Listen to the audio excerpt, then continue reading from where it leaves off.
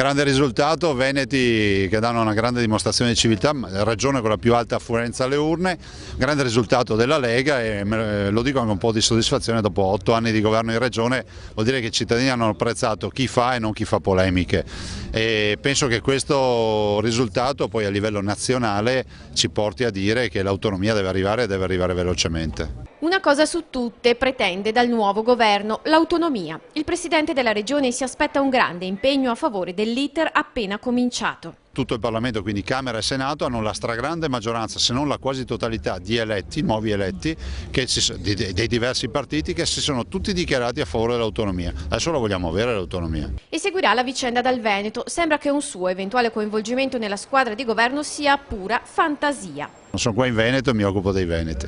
E su Vicenza, che è prossima al voto di primavera, il Presidente della Regione veste i panni dell'uomo della Lega e, come per Achille Variati, spiega che la partita è un'altra: vietato accomodarsi in poltrona. Ogni elezione è un fatto a sé e quindi penso che la motivazione e lavorare pancia a terra aiuti di più all'obiettivo, che qualcuno non si adagi sugli allori.